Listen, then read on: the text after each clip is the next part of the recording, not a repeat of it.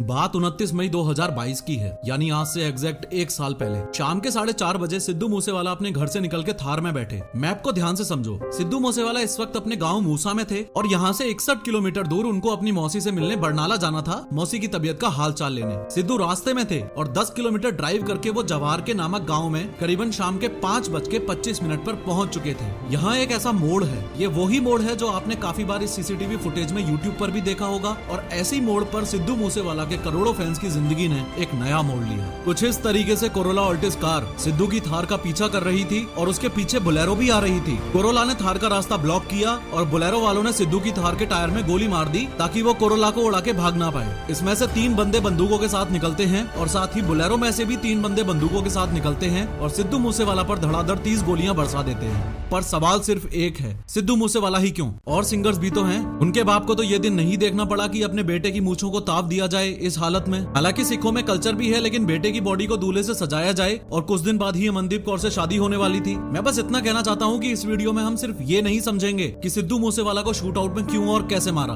बल्कि डीपली ये भी समझेंगे कि पंजाबी म्यूजिक इंडस्ट्री के साथ दिक्कत क्या है, क्यों गैंगस्टर्स पंजाबी सिंगर्स के पीछे पड़े हुए हैं, क्यों परमीश वर्मा को अप्रैल 2018 में मोहाली में गोली मारी और आखिर क्यों गिप्पी ग्रेवाल और मनकीरत औलख को जान से मारने की धमकी मिली हुई है। देखो, सिद्धू मूसेवाला हत्याकांड मामले में पुलिस का ये मानना है कि सिद्धू के साथ जो कुछ हुआ वो बस एक इंसान की वजह से हुआ, और वो इंसान है ये विक्की मिड्डू खेड़ा।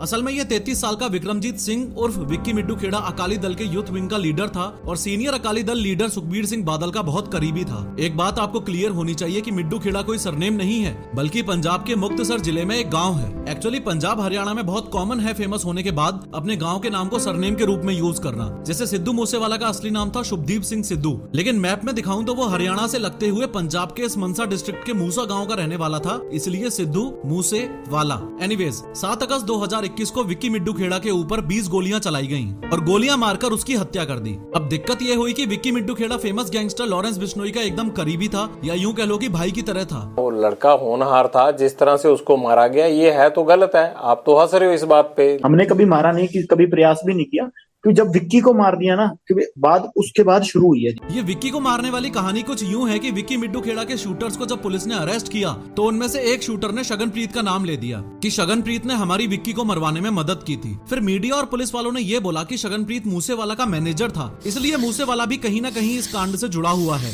लेकिन टेक्निकली ये सही नहीं है। शगनप्रीत असल में काफी पंजाबी सिंगर्स का कॉमन मैनेजर था और सिद्धू मूसेवाला के 1-2 शोज उसने अरेंज करवाए थे। लेकिन ये बात सच है कि शगनप्रीत मूसेवाला का नोन तो था। अब शगनप्रीत का नाम सामने आने के बाद पुलिस उसको पकड़ती, उससे पहले ही वो कथित तौर पर ऑस्ट्रेलिया भाग निकला। और लॉरेंस बिश्नोई गैंग का ये मानना था कि सिद्धू मूसेवाला का शगनप्रीत को ऑस्ट्रेलिया भिजवाने में हाथ था, इसलिए ही सिद्धू पर ये 6 शूटर्स धड़ाधड़ गोलियां चला रहे हैं। इस समय सिद्धू के पास एक पिस्टल थी जिसमें सिर्फ 2 गोलियां थी, जो सिद्धू ने बैक फायर भी किए थे। आपको ये भी पता होना चाहिए कि सिद्धू के साथ इस समय गाड़ी में 2 लोग और थे, उनका कजन गुरप्रीत सिंह और पड़ोसी गुरविंदर सिंह। गुरप्रीत को ड्राइवर सीट पर बैठा था और गुरविंदर पीछे वाली सीट पर बैठा था, और इनके भी जांग और हाथों में गोली लगी थी और ये भी इंजर्ड हुए थे। टोटल 30 गोलियां चलाई गई थी, जिसमें से 19 गोलियां मूसेवाला को लगी और पास के ही घरों में वारदात की जगह पर भागकर पहुंचे मैसी नामक एक बंदे ने कांच वगैरह तोड़ के जब सिद्धू को गाड़ी से निकाला तो उनकी सांसें चल रही थी।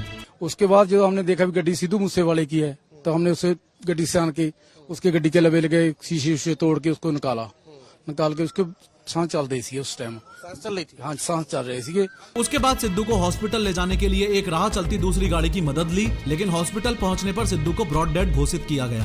पोस्टमार्टम रिपोर्ट्स ने बताया कि सिद्धू मूसेवाला ने गोलियां लगने के बाद 15 मिनट के अंदर अंदर प्राण त्याग दिए थे। शॉकिंग बात यह थी कि शूट आउट के जस्ट बाद ही लॉरेंस बिश्नोई के राइट हैंड गोल्डी बरार ने ये पोस्ट डाली और लॉरेंस बिश्नोई के भांजे सचिन बिश्नोई ने न्यूज चैनल वालों को कॉल किया।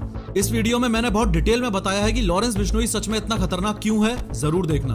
दोनों ने डायरेक्टली बहुत प्राउड फील करते हुए सिद्धू मूसेवाला की हत्या की जिम्मेदारी ली। फेसबुक पोस्ट में गोल्डी बरार ने बताया कि विक्की के कत्ल में सिद्धू मूसेवाला का हाथ है, ये जानते हुए भी पुलिस ने इस पर कोई एक्शन नहीं लिया, इसलिए हमने एक्शन लिया। और सचिन बिश्नोई ने न्यूज वालों को कॉल करके बोला, सिद्धू मूसेवाला की हत्या में आप भी शामिल हैं? आपने पोस्ट भी डाली थी एक। हाँ मैं शामिल था, मैंने अपने हाथों से मारा उसको। सिद्धू मूसेवाला की हत्या क्यों किया आपने? पब्लिसिटी स्टंट है? क्यों मारा आपने इतने टॉप सिंगर को? नहीं, उससे किसी पब्लिसिटी स्टंट के या फिरौती के लिए नहीं मारा गया।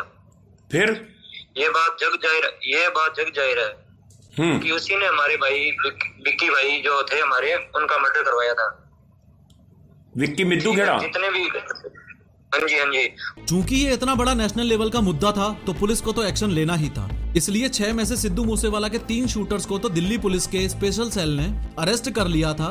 ये 3 थे प्रियव्रत फौजी, कशिश और अंकित सेठसा। और जो 3 भाग गए थे उनमें से 2 का पुलिस ने एनकाउंटर कर दिया था। एनकाउंटर जिनका हुआ वो 2 थे, जगरूप सिंह रूपा और मनप्रीत सिंह। ये एनकाउंटर 4 घंटे चला था जिसमें 3 पुलिस वाले भी घायल हुए थे और स्पॉट से AK-47 भी रिकवर की गई थी। और फाइनली लास्ट वाला जो था दीपक मुंडी, इसको 10 सितंबर 2022 को पुलिस ने नेपाल बॉर्डर से धर दबोचा। इन शॉर्ट 6 के 6 शूटर्स पर पुलिस का एक्शन हो चुका था। जो बुलेरो इस्तेमाल की गई थी, ये लीक्ड CCTV फुटेज बताती है कि वो बुलेरो हत्याकांड से 4 दिन पहले ही हरियाणा में लाई गई थी। और ध्यान से सुनो कि कैसे उस बुलेरो ने ही इन क्रिमिनल्स को पकड़वाया था।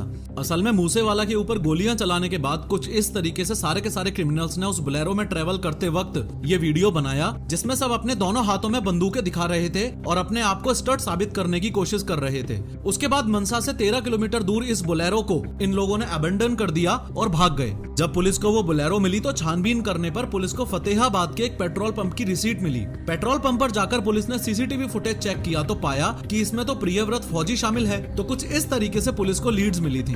भले ही पुलिस ने अपनी तरफ से बोल दिया हो कि सिद्धू मूसेवाला असैसिनेशन के पीछे सिर्फ इंटर गैंग राइवलरी ही है, लेकिन सिद्धू पाजी की फैमिली इस बात से टोटली डिनाई करती है। सिद्धू मूसेवाला असैसिनेशन को उनके फैंस का बहुत बड़ा पोर्शन पॉलिटिकल एंगल देता है। सिद्धू मूसेवाला सिर्फ एक अमेजिंग सॉन्ग राइटर और सिंगर ही नहीं बल्कि पॉलिटिशियन भी थे। फेम मिलने के साथ ही उन्होंने 2021 में कांग्रेस ज्वाइन कर ली और मनसा डिस्ट्रिक्ट से 2022 में चुनाव भी लड़े।